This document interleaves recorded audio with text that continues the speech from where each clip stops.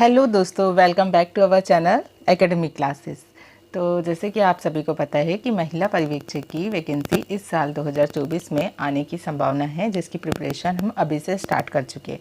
Okay, तो ये हमारा महिला एवं बाल विकास का बैच, जिसमें मैं आज की क्लास में आप लोगों को विकास की अवस्थाओं के बारे में पढ़ाऊंगी। लास्ट क्लास में भी मैंने आपको विकास की अवस्थाएं बताया था, लेकिन आज हम हरलॉक एवं कॉल के द्वारा कौन सी विकास की अवस्थाएं दी थी, क्या क्या उन्होंने एज डिवाइड किया है, ये सारी चीज़ों के बारे में डिस्कस करेंगे। ओके, तो अगर आप इस चैनल पर नए हैं तो प्लीज़ चैनल को सब्सक्राइब कीजिएगा, क्योंकि यहाँ पे आपको महिला पर्यवेक्षक से रिलेटेड सारी अपडेट्स मिलती रहती है। एंड जितने भी जितने भी सब्जेक्ट हैं उनकी क्लासेस भी आपको यहाँ पे मिलेगी। ओके, अभी हमारी 3 क्लासेस चल रही है, जिसमें मैं आपको सीडीपी पढ़ा रही हूँ। सेकंड क्लास है हमारी मैनेजमेंट की एंड थर्ड क्लास है प्रीवियस ईयर सीरीज़ की। ओके, 3 क्लासेस चल रही हैं। तो आने वाले टाइम में हम आपको और भी बेटर क्लासेस प्रोवाइड करवाने का, और भी सब्जेक्ट की क्लासेस प्रोवाइड करवाने की कोशिश करेंगे। सो अगर वीडियो पसंद आए तो प्लीज़ वीडियो को लाइक कीजिएगा एंड चैनल पे बने रहिएगा। ओके, जो भी डाउट्स है तो आप कमेंट बॉक्स में कमेंट भी कर सकते हैं। मैं आपके कमेंट्स का रिप्लाई ज़रूर दूंगी। ओके, तो स्टार्ट करते हैं, लेट्स स्टार्ट। तो लास्ट क्लास में भी मैंने आपको बताया था कि हरलॉक के द्वारा विकास की क्या क्या अवस्थाएं दी गई थी। यहाँ पे हम उसको थोड़ा सा और डिटेल में पढ़ेंगे कि हरलॉक ने कौन सी स्टेज को किस टाइप से डिवाइड किया था। तो अगर मैं सबसे पहले बात करूँ, हरलॉक ने सबसे पहले स्टेज बताया था गर्भकाल, मतलब कि गर्भधारण से जन्म के पूर्व का समय। जब एक लेडी गर्भ धारण करती है और जब तक कि बच्चा जो है इस धरती पे, इस अर्थ पे नहीं आ जाता, तब तक का जो काल होता है, जब तक का जो टाइम पीरियड होता है, उसे क्या कहते हैं? गर्भ काल कहते हैं। ठीक है। सेकंड होता है, इसे प्रेगनेंसी स्टेज भी कहते हैं। सेकंड स्टेज होती है सहसावस्था। सहसावस्था जिसे हम इन्फेंसी स्टेज भी कहते हैं। ये जो है, ये जन्म से 2 सप्ताह तक की स्टेज होती है। ओके, जन्म से लेके जब बच्चा 2 सप्ताह तक का होता है, तब ये सहसावस्था या फिर इसे इन्फेंसी स्टेज भी कहते हैं। फिर बात करते हैं हम बचपनावस्था। बचपनावस्था, फिर हरलॉक ने बोला कि बच्चा क्या 2 सप्ताह के बाद में बच्चा कैसी स्टेज में आ जाता है? बचपनावस्था में आ जाता है, जिसे हम बेबीहुड भी कहते हैं। इंग्लिश में क्या बोलते हैं? इसे बेबीहुड की स्टेज कहते हैं। ये अवस्था 2 सप्ताह से लेकर 2 साल तक की होती है। जब बच्चा 2 सप्ताह का हो जाता है और 2 साल तक का जब तक के नहीं होता, तब तक के बच्चे की जो अवस्था है वो कौन सी अवस्था कहलाती है? बचपना अवस्था कहलाती है। ठीक है। अब जब बच्चा 2 साल से 3 साल की उम्र में प्रवेश करता है, तो बच्चा जो है वो किस स्टेज में आ जाता है? बाल्यावस्था में आ जाता है। तो बाल्यावस्था को इन्होंने 2 टाइप से डिवाइड किया था, पूर्व बाल्यावस्था और उत्तर बाल्यावस्था। ओके, पूर्व बाल्यावस्था और उत्तर बाल्यावस्था, earlier childhood and let childhood. ठीक है, आप लोग जो मैं बोल रही हूँ उसको आप लिख सकते हैं। यहाँ पे मैंने आपको नोट करके नहीं दिखाया है। ठीक है, तो पूर्व बाल्यावस्था या फिर अर्लियर चाइल्डहुड की अगर मैं बात करूँ, तो ये जो है वो ये 3 ईयर टू 6 ईयर की होती है। 3 to 6 ईयर की एज में जब बच्चा होता है, तो इसे पूर्व बाल्यावस्था कहते हैं। After that when child become 7 year and 12 year, 7 to 12 year के बीच की जो स्टेज होती है, इसे उत्तर बाल्यावस्था कहते हैं, लेट चाइल्डहुड भी कहते हैं। अब बात करते हैं हम वय अवस्था। वय अवस्था या फिर इसे वय संधि अवस्था भी कहते हैं, जिसमें बच्चा जो है 12 साल से 14 साल की एज का होते तक रहता है। जब बच्चा 12 साल से 14 साल की जिस बच्चे की उम्र होती है, वो बच्चा उस स्टेज में किस एज में रहता है? वय संधि अवस्था में रहता है। ठीक है। फिर बच्चा जब 12 साल से 13 साल की उम्र में पहुंचता है, 14 साल की उम्र में पहुंचता है, तो बच्चा जो है वो एडोलसेंस स्टेज में आ जाता है, किशोरावस्था में आ जाता है। तो किशोरावस्था को भी 2 टाइप से इन्होंने डिवाइड किया था, एक तो पूर्व किशोरावस्था, सेकंड होती है उत्तर किशोरावस्था। ठीक है, तो पूर्व किशोरावस्था की अगर मैं बात करूँ, तो ये भी इसे भी अर्लियर एडोलसेंस स्टेज या फिर लेट एडोलसेंस स्टेज भी कहते हैं। ठीक है, थोड़ा सा पूरा कचड़ पिचड़ हो गया, तो अब इसको साफ कर लिए, है ना। ठीक है, तो इसको पूर्व किशोरावस्था और उत्तर किशोरावस्था भी कहते हैं। पूर्व किशोरावस्था की मैं बात करूँ तो 13 से 14 साल हो सकता है, और 17 ईयर तक की एज में ये बच्चा यहाँ पे रहता है, इस स्टेज में रहता है। फिर बच्चा जब 18 साल का होता है, तो 18 साल से 21 साल तक की उम्र वो बच्चे की क्या कहलाती है? उत्तर किशोरावस्था की स्टेज कहलाती है। आफ्टर दैट जब बच्चा जो है 21 साल की उम्र क्रॉस कर लेता है, उसके बाद में वो 21 साल से 40 साल तक की उम्र को किस अवस्था में डिवाइड किया है इन्होंने, किस अवस्था में रखा है, प्रौढ़ावस्था में रखा है। ओके, तो इसे प्रौढ़ावस्था कहते हैं। प्रौढ़ावस्था को भी इन्होंने फिर बाद में डिवाइड करा। 41 जब बच्चा जो है वो 41 से 60 की एज में आ जाता है तो उसे मध्यावस्था में रखा गया है। एंड 60 ईयर्स से जब तक कि उसकी डेथ होती है, मतलब जब तक कि बच्चे का जन्म जब तक कि वो जीवित रहता है तब तक कि उसे वृद्धावस्था की कैटेगरी में रखा गया है। तो आपको यहाँ पे समझ में आया होगा कि हरलॉक ने एक बच्चे की विकास की अवस्थाओं को किस प्रकार से डिवाइड किया था। सबसे ज़्यादा जो इम्पोर्टेंट अवस्था होती है वह हरलॉक की होती है। आपको मैंने ये चीज़ पहले भी बताया, किसी ने भी अगर बीएड पढ़ा होगा, बीएड या फिर डीएड जो भी टीचिंग वाला कोर्स किया होगा, तो उन्हें पता होगा कि ये सारी चीज़ें उन्होंने ये सारी चीज़ें पहले भी पढ़ा होगा। उन लोगों के लिए ये सब चीज़ें नई नहीं है, लेकिन जो बच्चे अभी महिला परिवीक्षा की प्रिपरेशन कर रहे हैं उन लोगों के लिए ये चीज़ें नई हैं।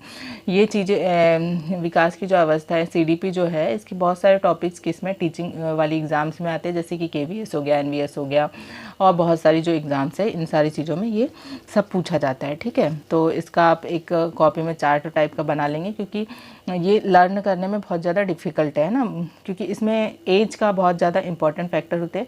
एज हमको याद रखना है कि कब से कब तक की एज किस स्टेज में आती है, क्योंकि इसमें कन्फ्यूज़न बहुत ज़्यादा होता है। ओके, तो आई होप कि आप इसके नोट्स जो है वो प्रॉपर अच्छे से बना लेंगे। आगे बात करते हैं हम कॉल के अनुसार, है ना। कॉल के अनुसार विकास की अवस्थाओं की अगर मैं बात करूँ तो सहसावस्था पहला इन्होंने दे दिया था। सहसावस्था उन्होंने क्या दिया है, पहली स्टेज की अगर मैं बात करूँ तो गर्भावस्था दिया है, लेकिन इनकी जो अवस्था है वो कहाँ से स्टार्ट हो रही, सहसावस्था से ही स्टार्ट हो जाती है। तो इसमें जो है जन्म से लेकर 2 साल तक का बच्चा आता है। आप एक काम करिएगा, कॉपी के 2 पार्ट करिएगा, जिसमें एक साइड में हरलॉक के अकॉर्डिंग, एक साइड में कॉल के अकॉर्डिंग स्टेज लिखिएगा, जिसमें क्या होगा, आप लोगों को कंपेयर करने में आसानी होगी और याद करने में भी आसानी हो जाएगी। ठीक है, आमने सामने चीज़ें लिखी रही होगी तो जल्दी लर्न हो जाएगा। फिर इन्होंने बताया बाल्यावस्था। अब बाल्यावस्था की स्टेज को इन्होंने 3 टाइप्स में डिवाइड किया था, प्रारंभिक बाल्यावस्था, मध्यावस्था और उत्तर बाल्यावस्था। हरलॉक ने 2 ही प्रकार से डिवाइड किया था, प्रारंभिक और उत्तर, है ना, पूर्व और उत्तर में डिवाइड किया था, लेकिन इन्होंने प्रारंभिक, मध्य और उत्तर 3 अवस्थाओं में डिवाइड किया है। 3 अवस्थाओं की अगर मैं बात करूँ तो इसमें 5 से पहली अवस्था में प्राथमिक बाल्यावस्था में इन्होंने बच्चे को 2 साल से 5 साल की उम्र का बच्चे को रखा है। ठीक है, फिर बात करेंगे हम मध्य बाल्यावस्था की, मिडिल चाइल्डहुड स्टेज की, तो इसमें इन्होंने 6 साल से 12 साल के बच्चे को रखा है।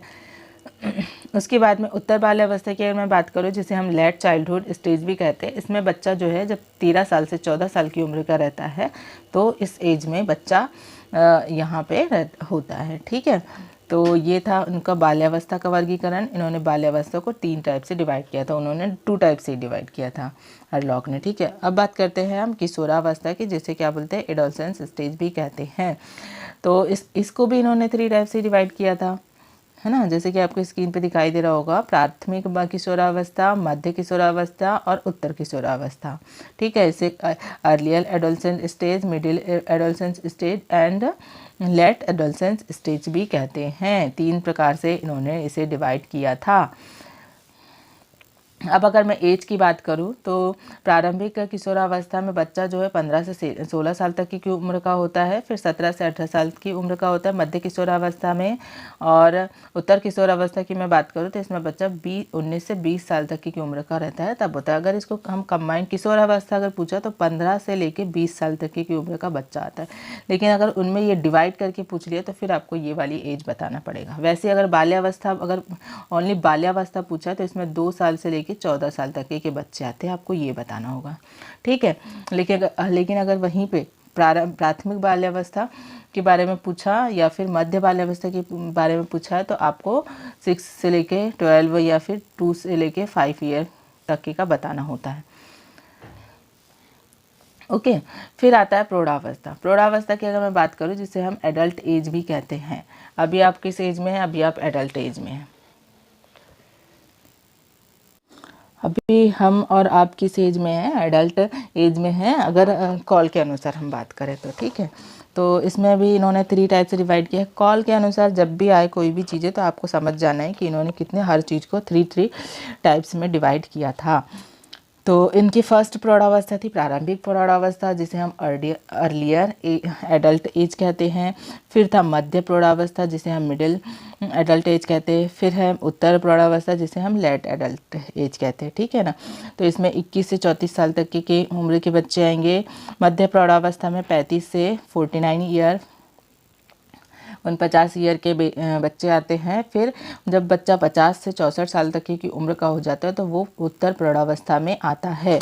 यहाँ पे फिर से मैं आपको एक चीज़ बता दूँ, अगर आपको प्रौढ़ा अवस्था पूछा, कॉल के अनुसार प्रौढ़ा अवस्था की उम्र क्या होती है, तो आपको यहाँ पे बताना है 21 साल से लेके 64 साल तक की उम्र के बच्चे या फिर मनुष्य जो है वो इस अवस्था में आता है। लेकिन अगर आपको प्राथमिक प्रौढ़ावस्था अलग से पूछा जाए, मध्य प्रौढ़ावस्था एवं उत्तर प्रौढ़ावस्था अलग से सेपरेटली पूछा जाता है, तो आपको उनकी डिवाइडेड एज बताना है, ठीक है।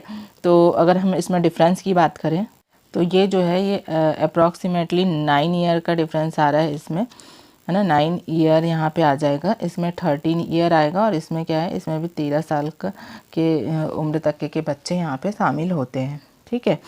तो ये था हमारा प्रौढ़ावस्था का वर्गीकरण। अब हम बात करते हैं वृद्धावस्था, ठीक है। जब बच्चा ओल्ड एज में अगर मैं बात करूँ तो इससे भी ओल्ड एज को भी उन्होंने 2 टाइप से डिवाइड किया, प्राथमिक ओल्ड एज और आंतरिक ओल्ड एज, ठीक है ना। तो इसमें जो है 65 से लेकर 74 साल तक की उम्र के व्यक्ति आते हैं और फिर जब 75 साल की उम्र में कोई भी व्यक्ति पहुंचता है तो ये आंतरिक ओल्ड एज में पहुंच जाता है, ठीक है ना। तो इस प्रकार से आपने देखा कि कॉल ने अपने विकास की अवस्थाओं को कैसे विभाजित किया था। तो जहाँ पे कहीं भी 3 टाइप से आपको कुछ भी डिवाइडेशन दिखाई दे, जैसे प्राथमिक, माध्यमिक और उत्तर, ये 3 टाइप की आपको चीज़ें दिखाई देती है, तो आप समझ जाएंगे कि ये किसका वर्गीकरण है, ये कॉल का वर्गीकरण है। अब हम बात करेंगे, आप लोग ने देख लिया कि हरलॉक और कॉल के द्वारा क्या वर्गीकरण दिया गया था, ठीक है। कैसे कैसे इन्होंने अपने अकॉर्डिंग एज, बच्चे की एज को डिवाइड किया है, स्टेज को डिवाइड किया है। लेकिन अब इतने सारे पढ़ना तो मुश्किल हो जाता है ना। उनके अनुसार क्या क्या दी गई है एज, वो हम लर्न कर सकते हैं, लेकिन एक एक को पढ़ना बहुत ज़्यादा मुश्किल है। इसीलिए एक सामान्य वर्गीकरण बनाया गया है बाल विकास का। बाल विकास का एक क्या बनाया गया है, सामान्य जनरल क्लासिफिकेशन, सामान्य वर्गीकरण बनाया गया है, जिसमें क्या किया गया है, जिसमें एक स्टैंडर्ड पैमाने के अकॉर्डिंग बच्चे की स्टेज को डिवाइड किया गया, बालक की अवस्थाओं को डिवाइड किया गया है, ठीक है ना। तो अगर मैं बात करूँ तो इसे गर्भावस्था, पहली स्टेज गर्भावस्था, दूसरा शैशवावस्था, तीसरा बाल्यावस्था, चौथा किशोरावस्था एंड इस टाइप से 4 अवस्थाओं में हमने डिवाइड किया है और इसे ही हम पढ़ते हैं। तो गर्भावस्था की मैं बात करूँ तो गर्भावस्था में बच्चा जब जन्म लेता है, जन्म तक की स्टेज होती है, गर्भावस्था के अंतर्गत आती है, जिसमें सप्ताह में उसे 40 सप्ताह का मानते हैं। एंड डेज़ की अगर मैं बात करूँ तो 280 डेज़ का होता है। एंड मंथ की हम बात करें तो 9 माह 10 डेज़ का होता है, ठीक है। तो ये चीज़ आप याद रखेंगे। तो एंड शैशवावस्था, इन्फेंसी स्टेज में बच्चा जन्म से लेकर 5 साल तक की उम्र का होता है। बाल्यावस्था में जब बच्चा 6 साल से 12 साल तक का होता है तो वो बाल्यावस्था की कैटेगरी में आता है। जब बच्चा 13 साल से 18 या 19 साल तक की उम्र में होता है तो बच्चा जो है किस स्टेज में आता है, किशोरावस्था में आता है। तो आप लोग ने देख लिया कि बालक के विकास की अवस्थाओं को किस प्रकार से वर्गीकृत किया गया है, कौन कौन सी स्टेज इसमें आती है, ठीक है। तो आप इसकी प्रॉपर अच्छे से नोट्स बना लीजिएगा, मैं भी आपको इसकी नोट्स प्रोवाइड करवा दूँगी। तो मिलते हैं नेक्स्ट वीडियो में, तब तक के लिए बाय बाय। अगर वीडियो पसंद आए तो प्लीज़ वीडियो को लाइक कीजिएगा, चैनल को सब्सक्राइब कीजिएगा एंड शेयर कीजिएगा, ठीक है। तो तब तक के लिए बाय बाय।